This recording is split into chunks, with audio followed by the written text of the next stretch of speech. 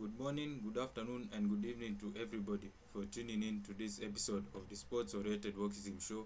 I'm your host Solomon Wafua, and as usual, this show is all about digging deep into the headlines of sports culture that is being infested by wokeism.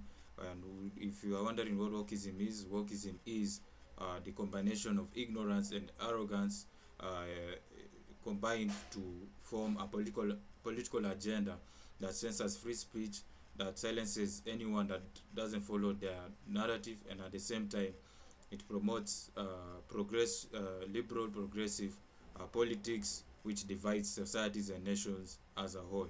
So that's what wokeism is all about. But as the host of this show, my job is to focus on the sports side of things, either in the business world of things or on the pitch side of things, and letting you know that whatever happens on the field or off the field, so long as there's politics involved in it that is very unhealthy for society as a whole, even in the sports ecosystem, then I have to raise it out and make sure that a conversation somewhere needs to begin and be able to cause the Mexican wave when it comes to the mindset of people when it comes to the sports industry. Either it's talking about race, either it's talking about gender, either it's talking about pay gap, either it's talking about patriotism, anything related to culture that is being integrated into the sports ecosystem. My job is to raise out those issues that is work related and make sure that the wokeism will end as soon as we take action when you hear such stories. But hey, thank you to everybody for contributing in the previous episode. As you've realized, I didn't do an episode on Tuesday, which was yesterday, but today I'm going to do another one because I was researching on an upcoming podcast which I'm launching today, which is related to on the field matters. But before I move on further, yes, from wherever you are around the world, from whatever time zone you're located, you can please type where you're watching this video from, and let's interact from there as this show is ongoing. But yeah, let's go straight into the episode. And today's episode, I'll title it Two is Better Than One. The reason why I titled this episode that way is because it's from a proposal or a suggestion.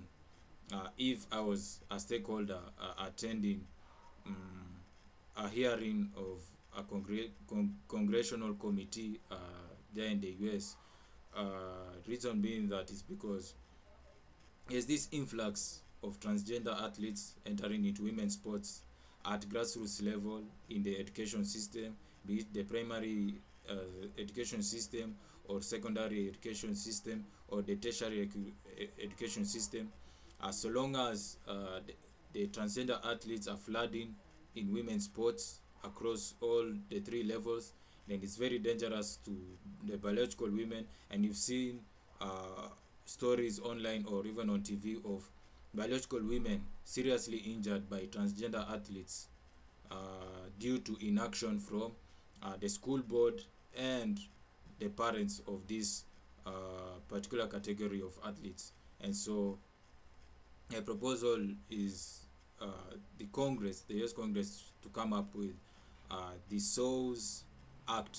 SAWS spelled in capitals SAWS, which stands for Saving Amateur Women's Sports, because I believe wokeism in women's sports should end from the grassroots level, should end from the primary education system all the way to the tertiary education system. Now, we may not deal with it at professional league level, which is, for example, the WNBA or the NWSL, because they have their own governance system. But when it comes to education matters, where they have the Secretary of Education there in the US, and I believe with this proposal I'm about to share with you verbally, I think this is something that should be taken from there, and hopefully change is going to be taken place sooner rather than later, because the more incidents that we are witnessing on TV or online of transgender athletes hurting the biological women in sports, then the worse the society and the more progressive the nation is, and that is going to affect the generation alpha moving forward. And so that is why I've come up with that proposed name of the bill. I believe the people to lead this movement is Riley Gaines, who is the former collegiate swimmer, female swimmer, biologically, who has been leading that movement since she graduated from the University of Duke, if I'm not wrong, and she is now fighting against the wokeism, which of course transgender athletes is part of the wokeism agenda, and I believe she can't do all of that alone. Yes, she has done a very fantastic job doing it through her show on, on Outkick, which I'm a very avid fan of, called Gains for Girls, and also through her invitations to the U.S. Congress, going to the congressional hearings. But I believe she should not do it alone, but she should come along with somebody who is in that community, and that is Caitlyn Jenner. Now, Caitlyn Jenner was not born biologically that way. That person was born Bruce Jenner, who is a biological male, former Olympian, who participated in track and field events for the U.S. National team. Of course, he had a successful Olympic career during his lifetime, during his heydays. Then he decided to transition to the LGBTQ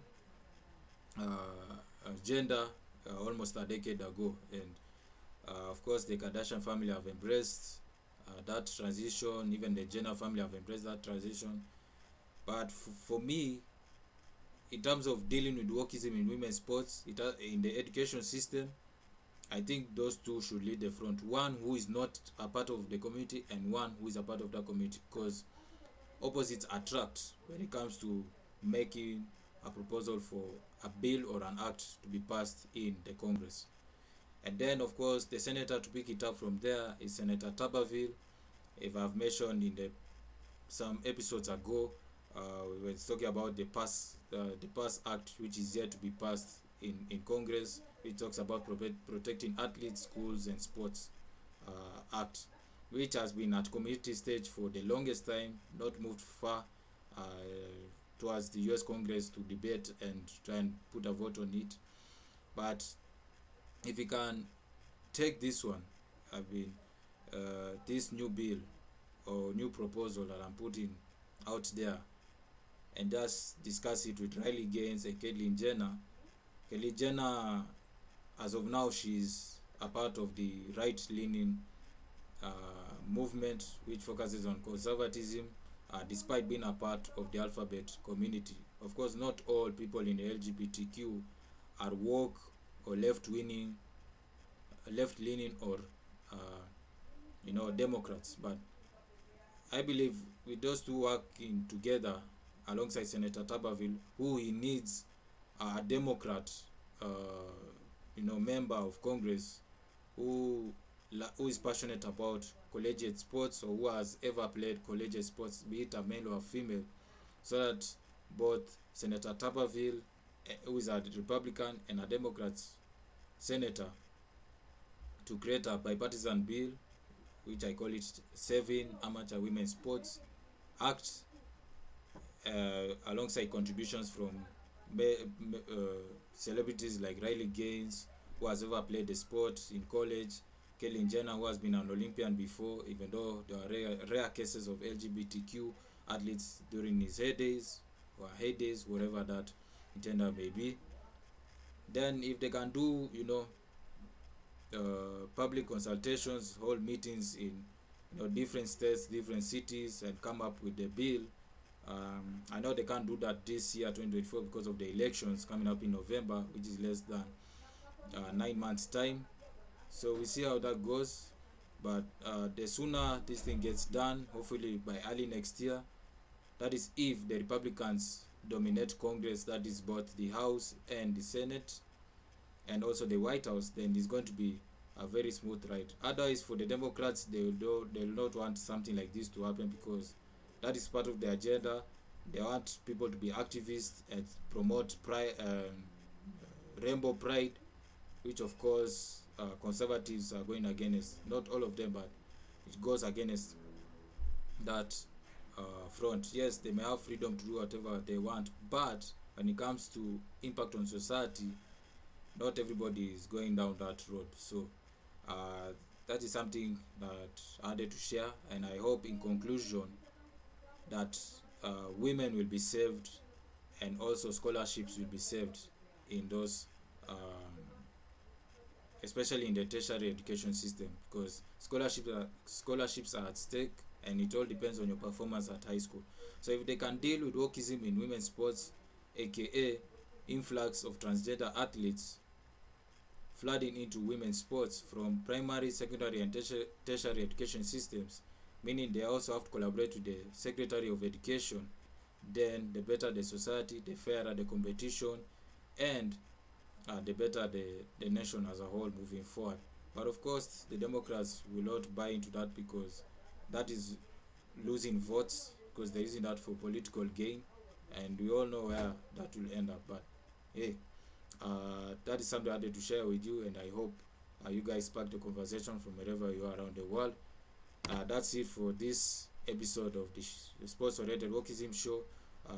Make sure you contribute in the comment section on whatever platform you're using, and as you do so, make sure you like, subscribe, follow, and share with the loved ones. Let's keep the channel growing. Thanks so much to everybody for tuning in, and until next time, it's goodbye from me, Solomon.